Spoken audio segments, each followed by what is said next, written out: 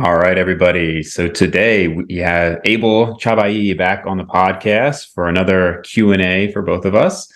This is our 12th Q&A, I believe. We Ooh, usually have some pretty yeah. good questions here. So we got a few already loaded up, and then we actually have our Instagram story going for people who want to submit as we're doing it. So before we get into that, Abel, you said you had some stuff you wanted to rant about a little bit.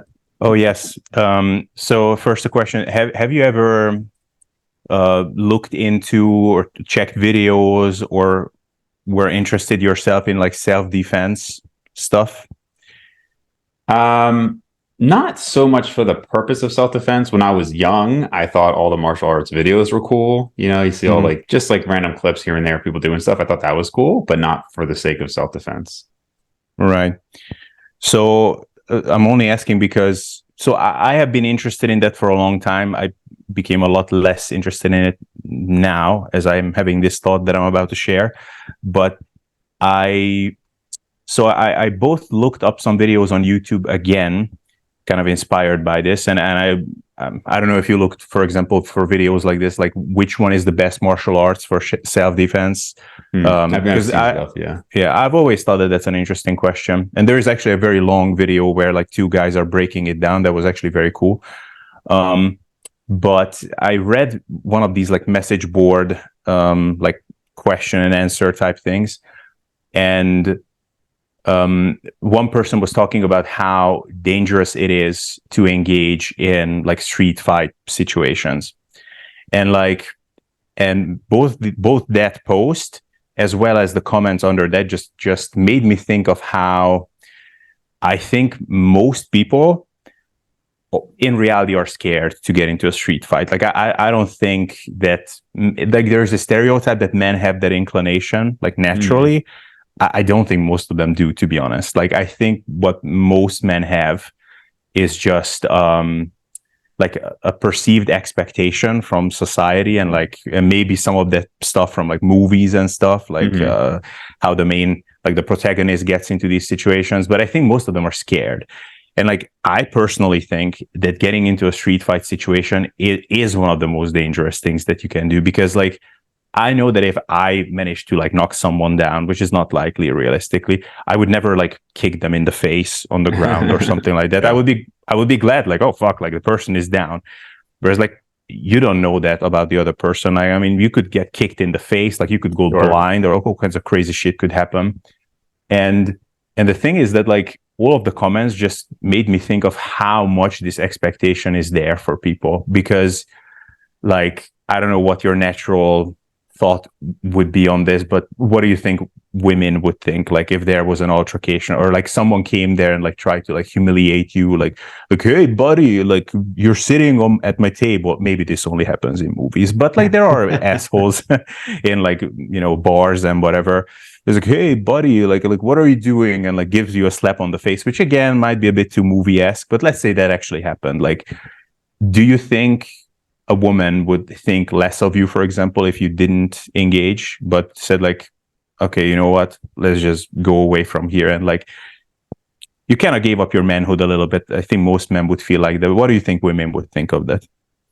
I think it depends on the situation, obviously, but I think actually most intelligent women would probably see you as worse if you engaged in it and got in a fight. Like I think most reasonable, intelligent women would know, okay, this is just better to leave the situation than to kind of be dumb and fight. Now, obviously, there's a point where that's crossed, right? If you have like a kid involved or something like that, of course. But I don't know. I think it's just like the kind of like the macho ego thing gets in the way. I have Yeah. had three instances I can remember in the last 4 years or so. This first one was like right when I moved, and then two since then. And all three involved a guy who had to be middle aged and in an actual fight would have just had no chance. I mean, obviously, you don't know people's like background and whatnot, but you know, unless they were very trained, would have just had no chance in a fight. And I'm kind of just amazed sometimes at almost the confidence there. Like, I guess they Yeah. just assume kind of like what you're saying that this other person's not going to want to actually get in a fight. Yeah. Um, like, I mean, one, this guy was just in his like pickup truck, followed me, got out in the parking lot, and you know, clearly was trying to instigate something. very strange. And I almost wonder, like, I guess maybe they just don't have a lot to lose in life, so they're just like, well, Oh, you know, yes. whatever happens. Yeah. One was in a restaurant, so that was, I think, probably less likely to evolve to anything.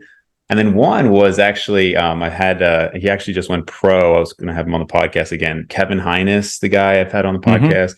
Yeah. So he's like 6'2" at the time, probably 200. I'm 6'1", 200, and we're in a Dunkin' Donuts. And this guy, this like New Yorker guy, again, middle aged, just he made some comment. Like we're just standing there, and he makes some comment about like where we're standing and everything, and like starts cursing at us. And again, Oh, I'm just thinking like, what is going through your head that you, again, I mean, unless you have a gun on you or something, I just don't which could even. totally be. Totally be right, and of course that's why like I just would have no interest in actually engaging in the fight because you just don't know what the other people are willing to do, regardless of size or strength or anything like that. But I just Yeah. wonder, like, just like what is going through your mind, and like how much nonsense is going on in your life that this is how you have to act. You know what I mean? Um, Yeah. but I also that is also why I think when people talk about self defense for the sake of self defense, I think it's probably good to understand basics, Yeah. you know, to have like some basic idea. But I always find it odd when people say like, "Oh, I'm doing jujitsu for like years of jujitsu for protection," and are like, you know, and some of these women who are taking these classes like, "Oh, this is like self defense," and I'm like, "I'm sorry, but if you're a 110-pound woman, I don't care how many kickboxing classes you've gone to, that you just have like no chance. Just bring some mace or something. Like you'd be better off with that."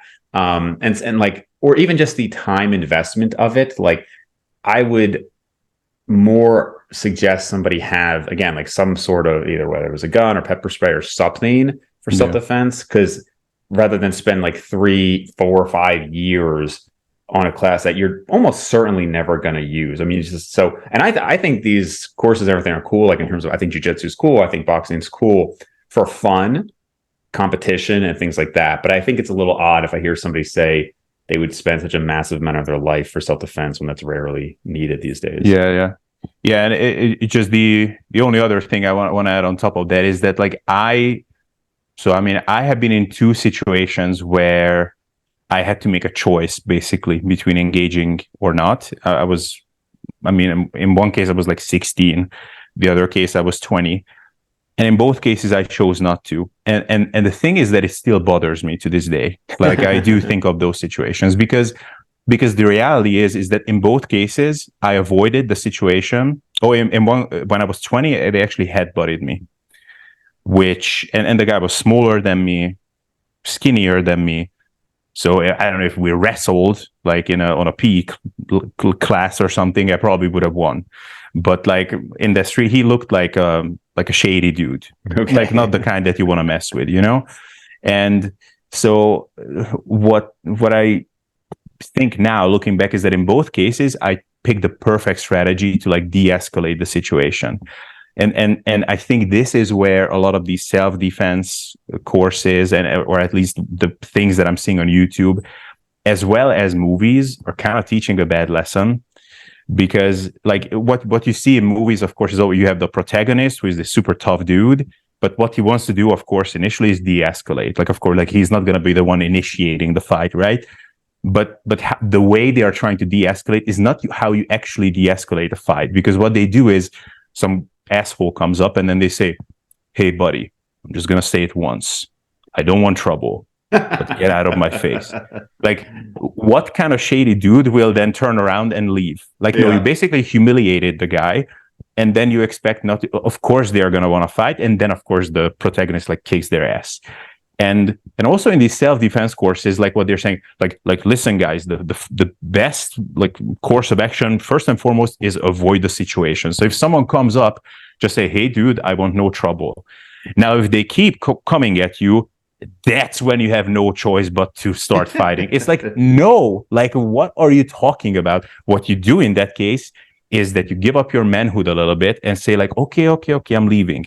Yes, like you're gonna be the one looking like a not so masculine individual, but that's how you be, because they want you to give up your pride. That's why they want to beat you up. Like, so if you still act like a tough guy, you're not going to avoid the trouble with someone like that. So So I feel like they're still like, I guess if you're saying you're in your situation, you are trying to avoid it at all costs, and I think that's reasonable. I think at some point, like in all of those situations that I can think of, and that even like when I was younger, and then like there were more serious altercations, it very rarely, again, this is just my personal experience. I realize that plenty of times it does escalate beyond this. If I pushed back, the other person eventually did just go away. I can think of several times in high school where somebody was kind of like bullying somebody else, and then I stepped in. And as soon as I stepped in, they either stopped or they like maybe pushed me, I shoved them back, and then it stopped. Right. But I know obviously there's plenty of times this doesn't. Like even I think Mike Israetel posted this in like I don't know, there was some store owner, some guys were giving him a hard time. Mike went up there. Like I think I wouldn't just back off in all situations. But again, you got to think of the context, who's involved. Yeah, definitely. Like in some cases, it's more reasonable to assume that like, okay, like let's say it's a restaurant or something and someone is acting kind of like a dick. It's more reasonable to assume that like he won't necessarily want to like fight to the last drop of blood. Like, whereas like when you're out, like it's 3 a.m., let's say, like in some like, I don't know, on the street, let's say, and some guy doesn't particularly look like some like very like someone with a great background. You just don't know what to expect from that one. So I think that's when you act smart. Anyways, that was. This is the content you guys come here for. Exactly. All right. So first question from Patrick. Hi, Dave. I seem to always miss my opportunity to ask questions for the podcast. Thought I might throw it here. I'm 42, so some of my mindset is centered around future aging. So I'm not sure if that's your demographic, but my question is, at what point should the aging athlete ever start to sprinkle in more power training and explosive training to retain more fast twitch muscle fibers over time? Not too familiar with the research on this. I've heard people talk about propensity for bodybuilding training tends to convert muscle fibers to slow twitch over time, et cetera, et cetera. I listened to a podcast by Dr. Andy Galpin, who suggests a concurrent training model for overall health and athleticism that weaves in power and explosive training. Yeah, I haven't had Andy on the podcast myself, but I've seen him here and there. Any initial thoughts, Abel? So if there is some advanced like work that like now science has shown that we can do that to preserve them better, then there's that. So I don't know about it. In that case, I apologize. But like my perspective is that the practicality of it is that as you age, basically your recovery tends to be just not quite as good when you were younger.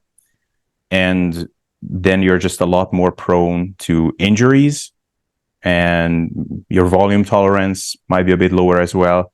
So basically, like the practical outcome is that if anything, again, just practically, there might be something even that like you're theoretically missing out on, but like typically the best course of action seems to be to just lift a little bit lighter, a bit higher reps, and a bit less explosively.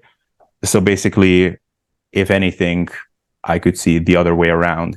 So, and I think that fast twitch muscle fibers, again, I might be missing something, but should be pretty well optimized with heavier training. So I didn't necessarily think that you need explosive training specifically, because simply just lifting heavier is gonna target those a bit more preferentially. But again, practically, like I think that explosive stuff and heavy stuff or more of a younger man's game, just, generally speaking. But how do you think? I think it is good to incorporate some of it. I think I would just move away from maybe anything with a higher injury potential. So you could still have, so generally the way I see it is, okay, so power drops off first, then strength, then muscle mass, right? So you can see guys who are 50 who have honestly the same amount of muscle that they had if they're consistent with working out as they did in their 30s, if not maybe more, depending on what was going on in between that time. The strength, I think, can also be maintained well, but again, you have to be a little bit more careful. The power, if we're talking about explosive movements, I mean, not that 42 is so old, but obviously you're going to have a higher injury potential compared to, let's say, 20. I would maintain some explosivity within my training, just again, personally. I don't know if I would go out of my way to have like a power day where I'm really trying to incorporate all this power training. I'm sure there are people, maybe athletic trainers and whatnot, who would disagree with that. Again, I kind of think of, are we trying to maintain something for practicality, or are we trying to maintain it just because you don't want to see it drop off? Like there's a lot of things with age that do drop off that to an extent you kind of just accept that it drops off and it's not necessarily going to hinder your life. I think you want to maintain a certain level of power capacity. I don't know if I would personally go out of my way to maintain all of these explosive movements. I would just make sure I'm still doing, I hate to say functional, but functional movements that I can still lift quickly. But again, like I don't know, I'm just imagining somebody doing, some what's the one doctor? Not, I don't even know if he's a doctor. Joel Seedman, is he a doctor? I'm not sure. I think so. But he's got all this, ridiculous stuff. I mean, maybe he's doing like burpees onto like a Bosu ball and whatever else. I wouldn't do that. But I would maintain heavy lifting and I would still try to lift explosively on the concentric. It's really all the emphasis I would put on it. Yeah.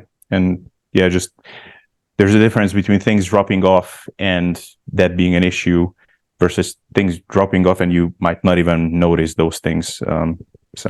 Right. Yeah, that's exactly what I was getting at. All right. So Michael has a question. Let's see. So I've worked as a high school strength coach, personal trainer at a commercial gym, and had my own studio out of my garage. I would really like to be an online coach, as I think most of these guys, for lack of a better term, suck. I'm just unsure how to start. My knowledge base and process are refined. I've coached bodybuilders to this stage before with great results. I just don't know how to acquire clients. All right. So that's an interesting one. So basically wants to coach, doesn't know how to start? Yeah, has a lot of in-person experience, it sounds like, but doesn't know how to get into coaching. Well, luckily for you, Dave and I are about to launch our course. That is right. Yeah. Our new ebook. I don't know, course, dude, $2,000, nothing under. So, I think that is actually, so I get this question asked quite a few times, quite often with like from clients and stuff. And my answer is usually that I think that being a coach online is actually something that, despite the very heavily saturated market, you can actually do quite well with if you're willing to be a bit more shameless than perhaps what you're comfortable with. And if you're just willing to, I mean, very cliche, but put in the work. Now there might be initially a bit of a like a dead period. Like I think you got clients pretty quickly after you started the podcast. Like I had a very long time when I was just absolutely nothing. Mm. So for me, going from 0 to 1 was the most difficult. But I think that if you just put out, like you make a YouTube channel, honestly, you don't even really need a website. You make a YouTube channel, put out content. Initially, probably frequency matters a bit more. Don't even overthink it much because you got to get used to the camera, like just finding your voice, like not being too like artificial, and just talk about things that maybe you feel more passionate about or more strongly about, like go on rants and whatever, even do some reaction videos, but just be out there. And the thing is that, like in Hungarian, we have this saying that every bag has its hole, which means that like no matter who you are, no matter how seemingly unoriginal you might be or weird or anything, there will be people who resonate with you more than they resonate with others. And those people will eventually seek you out. And with that, like, don't make the mistake that I made, which is for a very, very long time, there was just zero mention of me doing anything as a service, which if you do want to actually make this a business, then you got to mention that, because it's the thing is, like, people won't be looking for links. Like they were like, I like this person. Could I buy something from him? No, like you got to mention that frequently enough. And that's where that shamelessness comes in. Cause like, I hate selling, but I do notice that the more I do it, the better it works. So some brief thoughts for the beginning. Yeah. So I think if you're asking, there's two kind of questions. You could say, how do I become a good online coach, like how do I actually become a good coach as far as the quality of coaching, which is not what was asked here. I think that's probably a more important question, really, for most people. Yeah, sure. As far as how to become a successful coach financially and to get more clients, unfortunately, the answer is really not tied to how to be a good coach at all, or almost Yeah. at all, right? I mean, it's mostly clout based. It's yes, it is based on how much you can show your results, but even then, I mean, like I would not say I'm so much of a better coach now than several years ago. I think I was a good coach back then, but obviously the inquiries, went up by 5 times because I had a podcast, right? So people were aware of me and then they saw I had connections to other good coaches. And, I'll occasionally post client results, but kind of rarely. Like it's just not something that I really promote. But I could have a much bigger clientele if I talked about it a lot more. So people know I coach, but it's not something that I'm really interested in growing beyond what I have right now. And so Yeah. usually, I mean, what was it, last week, maybe earlier in the week, somebody asked if I had coaching available. And I just said, I don't. And I will sometimes say, these are other people. And this particular person said, I'll just wait until you're available. So just let me know, which is great because it shows that person actually doesn't just want to coach. They want to coach with you. But Yeah. that's just kind of a natural progression from the podcast. I know like in like the business world and like the medical and dental world, all these people, the people who want to coach the most, they have podcasts now. So that's got to be something I think you have to have a natural interest though, because you can tell the people who have a podcast to promote their product or promote their coaching and the people who actually enjoy it. Right. And I think it kind of comes across when somebody who's doing it just to get more clients, because every podcast they're mentioning 3 times how they do coaching. And I don't know. I mean, we might disagree here. I think that is effective, but it's also, it drops off more quickly. Like I don't like those podcasts where it's like a third of it, you're just talking about your own coaching. But I do agree with you that you do need to talk about it because like, the most successful companies generally market a lot, right? The people who are successful coaches, they do talk about their coaching services. So I do think it's extremely saturated. And I think it is tough these days to break out into it. But if you did want it, frankly, like you basically have to start making content, I think is the fastest way to do it. Yeah. And also like a good thing to be aware of is that the industry is very saturated, but the turnover rate is very, very high. Yeah. So like people who have been here, like the people who actually stick around for years, that's hard to find. So if amongst like through all this like new faces coming and then like dropping off like within a few months, if amidst all of that you actually manage to just stay there and you're a face who keeps popping up, I mean that is a big advantage. But it's definitely not a thing for most people, I would say, to like quickly make good money off of.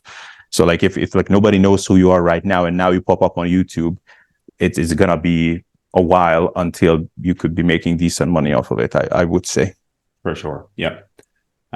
Okay. So John says, if I did a rest pause set of 12 reps to failure, rested 20 seconds and got another 5 reps to failure, that would be 10 effective reps, basically 2 sets in one. But if I did a set of 12 to failure, rested 3 minutes, and then did another set and got 10 reps to failure, still equals 10 effective reps, but done in 2 sets. So would both methods be of equal value to hypertrophy? If so, I would rather choose the rest pause method to save time. What is your take on that question? So first of all, do you have a different take than you had a few months ago, let's say? No, I was going to say this is definitely a question that we've addressed to some degree in terms of the effective reps and whatnot. The studies that I've seen show that the results should be the same. I brought this up with Mike Israel as well because it's kind of funny. Like inherently, if you do rest pause, it's going to be lower volume, of course, right? Obviously, if you rest 20 or 30 seconds, you're going to get less. And same thing with drop sets, right? I mean, you're going to get less total volume than if you rested and did a whole nother set. And yet the few studies we have show that the results are basically the same. So from time efficiency standpoint, rest pause can make a lot of sense there. I don't know if I completely agree with the effective reps model. And I think it was maybe Greg Nuckols who kind of wrote an article debunking that. He was the first. So I would check that out if you're interested. Greg Nuckols has a good article on that. But in theory, it should be pretty similar, which is also counterintuitive because not only do we have studies showing that higher volumes should be more effective, we have other studies showing that higher rest times should be more effective. And yet we have studies showing that rest pause was the same as straight sets. So it's a little bit strange, trying to square that circle there. But I actually do both. So I have one upper day that's pretty much entirely rest pause, and I have another upper day, my upper quote unquote power day, that is almost no rest pause and just straight sets. Yeah. So I think that, so it keeps coming back to that question, which I still think that we just haven't explored enough, which is how much do like the number of failure points or close to failure points that you reach over a couple of sets, like how much does that matter? And then how much does the total tonnage matter? So total volume that you accumulate. And then is one of them more important? And then so let's just say that straight sets, no rest pause, would be more effective because of the higher volumes. Then, for example, could you make up for that? So okay, I do rest pause, but I'm going to do a few more of these drops, or maybe I'm even going to drop the load and just do more reps, but so that I get to the same tonnage. If I equate for that, would that be as good? But I think that maybe like a practical way to approach it is that since we always look at strength practically, because that's the best thing that we can look at as an indicator, I think that if you see that the volume you accumulate is at least comparable with a drop set, or with a rest pause kind of setup, which actually often it could even be, depending on how many rest pause mini sets that you do afterwards, and that you're able to progress your training like week to week, then I think that's decent evidence that it's at the very least, even if straight sets are better, it's not a significant thing. If you find that you're just sore all the time and that your performance is all over the place, then that's where I would start getting uncomfortable. But you're a good person to talk about that. Are you able to progress your training when you do rest pause? Yeah, I haven't really noticed. So rest pause, I like it because it's efficient and I can get my workout finished more quickly. Although honestly, my workouts take longer than they should because I still rest in between those too long. Yeah. But yeah, I wouldn't say I noticed the progress is any worse. Again, we've talked about how it's very hard for my training to be an example of anything because after so long, there's just not a lot of progress happening. Yeah, sure. So, how would it vary in the person who's been training for 3 years? It's hard to say. But I've noticed no negatives from it at all. I could still, when I get that new exercise in there and I'm progressing, even if it's neurological adaptation, that happens as quickly with the rest pause training compared to straight sets. Soreness is very similar. I would say it is mentally tougher in that you're going into this knowing okay, I was doing an single arm overhead tricep extension rest pause. That's not a very difficult exercise, but because it was rest pause, I was basically going from one arm to the next, to the next, to the next. So it ends up being a 6-minute set, right? Literally a 6-minute set. So you're going into it and you're just like, all right, I'm about to just be straining for the next 6 minutes now. Or you could imagine if you did that with a one-legged leg press or something like that. That would be very brutal, right? So yes. And even when you are taking the rest, I take about 30 to 40 seconds. So I might do a close grip push up or maybe a pull up, and then you're resting 30 seconds and you're going again, resting 30 seconds, going again. You just kind of mentally compare to, okay, I'm just got to get 8 reps and then I can rest another 3 minutes. It's very different. Yeah. But maybe a good way of going about it would be to do it on exercises or muscle groups that you just don't care about that much.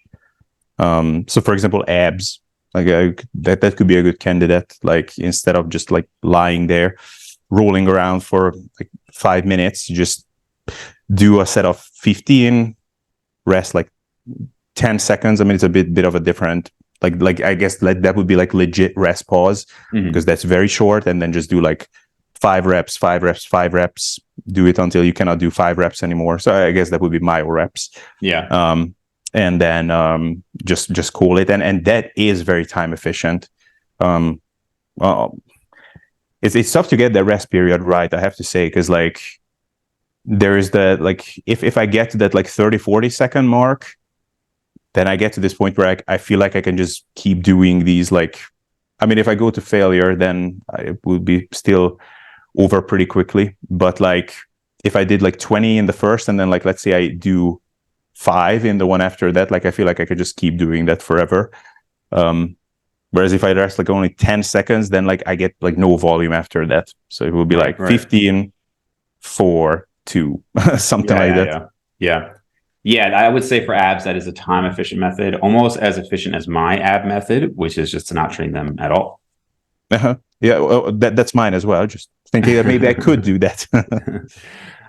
So Brandon asks, hey, any advice on how to maintain as much muscle as possible when doing a 4 to 5 week mini cut? Who's going to lower volume by a little and keep the intensity the same with training, obviously.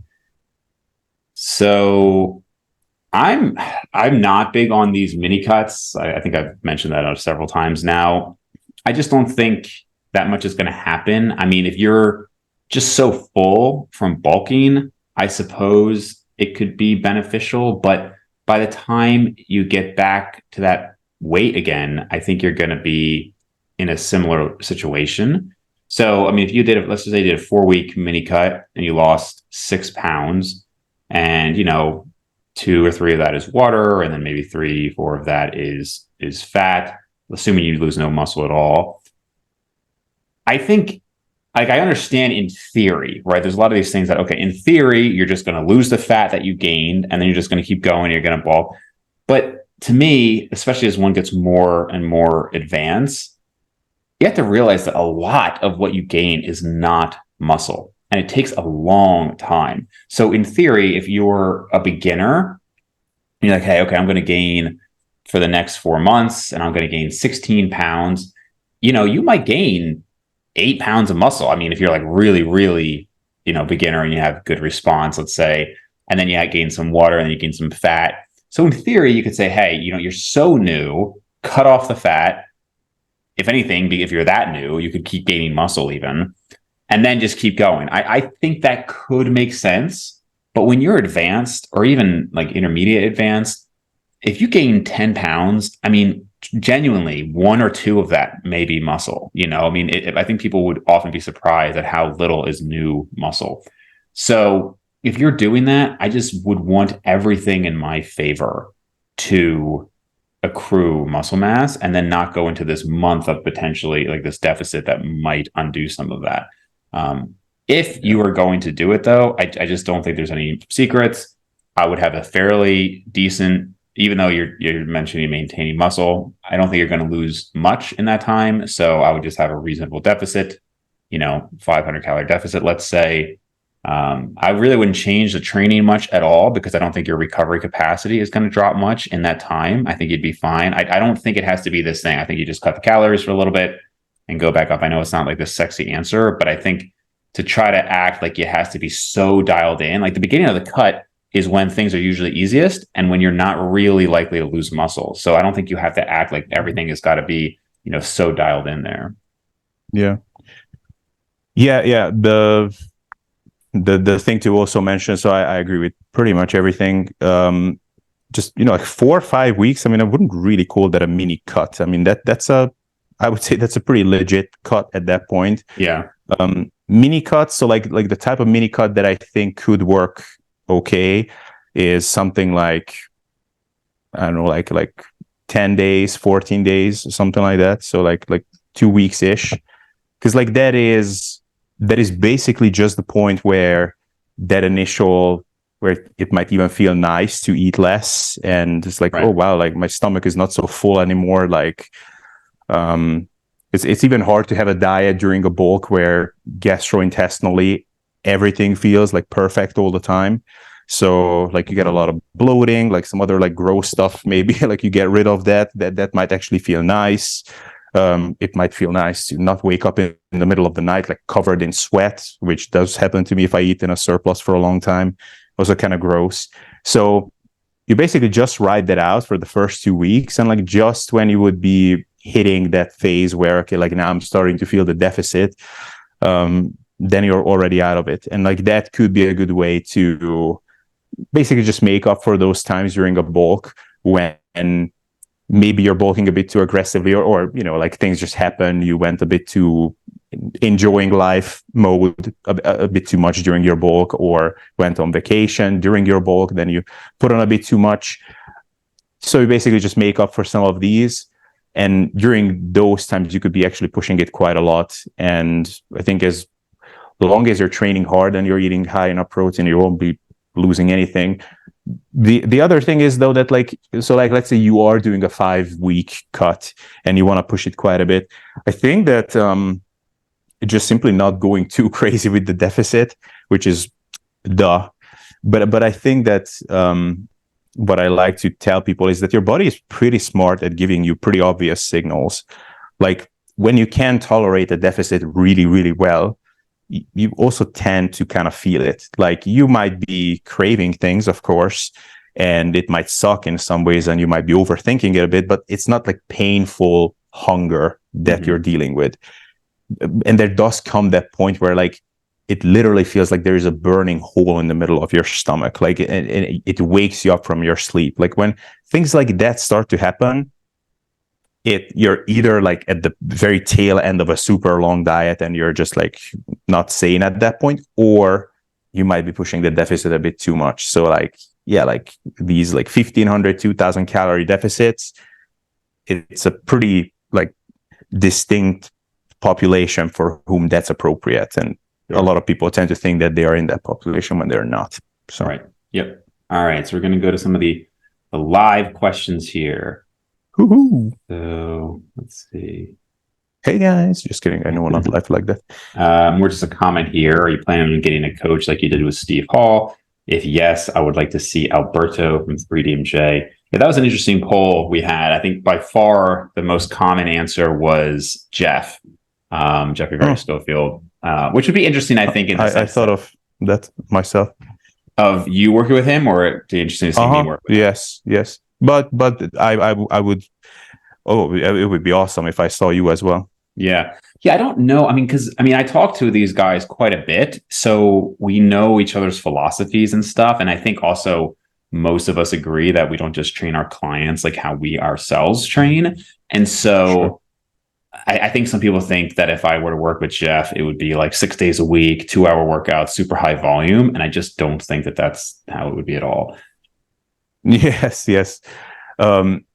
I honestly would just love to see how Jeff is with his clients, and how, because like one of the reasons why I'm so like conservative with the promises that I make, not promises, the optimism that I show in my videos regarding like who can achieve what, is because if then one of those guys gets enthusiastic and hires me, then I will have to like sit here with them like this and take it when they like express their bafflement, like, hey, like, why is this not going like how you said it would in your videos?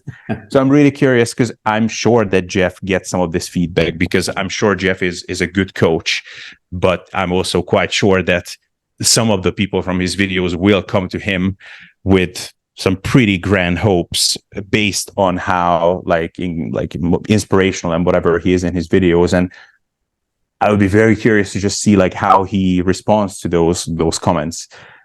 I can guess how it is, and I'm sure it's something like what I would say as well. But still, it would be interesting. And of course, like you or I would not be the best people to like test him on that front, because like no matter whether it's Jeff or whatever, the best ChatGPT AI evidence-based robot coach, they wouldn't make us grow like a weed. So, but yeah, like I'm still interested in what he would have you do, how ambitious it would be with volume, how much different it would be from Steve's stuff that he did with you. Well, it's almost a shame, because I like doing the experiments. I like showing people like, hey, like this did that and this resulted in this. It's almost a shame that we're at a point, same thing Brian would acknowledge this as well, that kind of whatever Brian does at this point he kind of maintains, because I do think there probably would be some differences. Again, if you took a bunch of intermediates and had them with all of us as different coaches, they probably have significantly different feedback. But, in all of our cases, I just think for the most part, it would be more or less equivalent. Yeah. You know who I would like you to work with actually? Menno. Yeah. Yeah, because I think that is the most different from how we trained so far. So Jeff would be different, I'm sure, because it would be higher volume, but probably would be like hitting a muscle group like 2-3 times a week, I would assume, which is what were doing anyway. Right. If Menno had you train like muscle groups like daily, like full body sessions, like 6 days a week or something, that would be interesting. Because have you ever done that, for example? Yeah. Yeah. Oh. Not like super consistently. I'm trying to think. I mean, I've done arm specialization phases where they were trained 5 or 6 days a week. I gained a quarter of an inch, but most of that was just inflammation, right?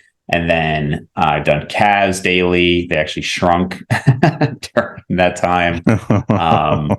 I think I've done pull-ups 4 or 5 days a week. That's very hard to gauge, because how do I really tell if my back got bigger in that time? It's hard to measure. My pull-ups got stronger, but that's obviously going to have a huge neurological component. So very hard to tell those things, Yeah.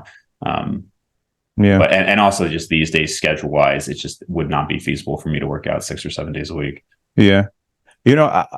One person I would enjoy working with, which I don't know who that person is, but I'm sure there are people like that, who is like very meticulous with progression and is like having the same like fundamental thoughts about like what it takes to build muscle as me. So like we are on the same page on that, but does like bro splits, for example, and that's how he programs for his clients. Yeah. That I would be very curious to see. So like and like hands-on. So like it's one thing when it says like, hey, here's your program, bro split. Do your best. I'm sure you will do great. But like, no, it's like, hey, like, so this one is stalling. What do we do here? What should I do? So like regular feedback on the stuff that I'm doing. That I would be interested in. I would consider going back. It's hard because I don't believe a bro split is optimal, but I think at this point for me, it would be fine. And so right now, and this is a little tangent, obviously, from the Q&A, but right now I do 4 workouts per week. It's kind of 3 and then like an accessory, and those workouts end up taking me about 2 hours because I'm doing my entire upper body or my entire lower body, right? So I'll do like today, or what was it? Today I'm just doing more accessory work. But so for example, on Tuesday, I'll do like a decline push-up and pull-ups. I'll do a shoulder press and rows. I'll do a bicep and tricep exercise, and then I'll usually 2 more of whatever I'm trying to work on. So I'm doing 8 exercises, 3 sets. If each set takes a minute, so there's already 24. And if I'm resting, really, I mean, probably 2 or 3 minutes between each set, you can easily get to 2 hours. And then my warm-up is probably 20 minutes or so there. So ultimately, it's like, man, I'm taking like 2.5 hours almost to get these workouts done, versus if you just broke it up to do an hour, pros and cons to each method. But I could see with a bro split just mentally enjoying, okay, I'm going to go in there and I'm just doing chest, or I'm just doing like, even just like a push-pull legs, I think would be a little bit less mentally draining when I go into my workouts. So now that I'm going to be designing a home gym and everything, I might go try something more like that. Yeah. Push pull legs I'm also kind of intrigued by. I'm actually like, cannot believe, but I'm looking for like these 3 and 4 day splits. Like I'm going through a bit of a I just need a bit of a mental break from doing the same thing now for so many years, like very similar splits that I followed, like usually like 6-7 days a week. Now I'm training like every other day or so, which I cannot even believe that I'm saying that. Like, it's been so long ago. So now I'm like getting inspired by these more minimalistic guys. Yeah. So yeah. Anyways. So let's see. I'll just go through these. So Noah asks, how can I become like you? Like your job? Well, I'm going to assume by your job, you don't mean my career, because I would probably take about 12 years. So if you mean the coaching and podcasting, we kind of already covered that in the previous question. So I would kind of refer back to that. Mostly it's about content production and connections. A lot of this industry in general, I'd say, is about connections. How is Yeah. your bulk going on? So I'll answer this one quickly since it's kind of just specific to me. So I am 206 right now. That is the heaviest I've been in a while. After 2020 or so, I mostly just kind of hovered around 190 to 195, other than the experiment with Steve Hall, where I went down to 180 to start our coaching, bulk back up to 195 or so. So this is the heaviest I've been in a while. I actually hit the biggest arms I've had at that weight. It wasn't a huge difference, but my arms were 17 and a quarter at 205, which is about an eighth of an inch bigger than they were the last time I was 205. And now normally I say, an eighth of an inch, that could just be measurement error. But I've said before, I'm very consistent with how I measure my arms. I've measured them thousands of times literally in my life. So I do think that is a real difference. But then measurements and all that can be tough because you got to look at waist measurements and other measurements there and your calipers. It almost seems like based on my measurements, things have kind of just shifted a little bit. Like maybe arms are a little bit bigger, maybe something else is a little smaller. It's kind of hard to know. Like it's not like I have a DEXA scan from last time to compare to now. Strength, very similar, but I'm also doing different exercises. So unfortunately, I'm doing almost none of the exercises that I would have been able to classically compare to, right? I'm not doing heavy barbell squats and deadlifts. I'm not doing just a straight barbell bench press. The only thing I'm really kind of doing that's comparable is pull-ups, which is basically the same strength as before. So it's very difficult to really compare all of that. I would say when I eventually cut back down to maybe 190, I'll have a better idea. But I'm enjoying it. I don't really have the appetite to eat too much more at this point. So it's fine, again, as an experiment, but will I do it after this ever again? I don't know. I think 190 is kind of a sweet spot for me. It's like a generally athletic look, but it's not something where if I'm truly not going to gain anything else, like this was again kind of experiment. Hey, I have some time, let's see if pushing up the weight can do anything. But if I genuinely, again, after such a long bulking, nothing, is there really a reason to do it? Or should I just kind of enjoy living my life and like probably healthier life in terms of the food I'm eating and, just maintain a lower weight at like 195 or 190, maybe even 185. We talked about with Jeff, Verity Schofield, getting into maybe some sort of calisthenics training. I would consider that, things just to keep it interesting. Yep. Sounds like a plan to me. Thanks, coach. Okay. So, and actually this is now specific to you. So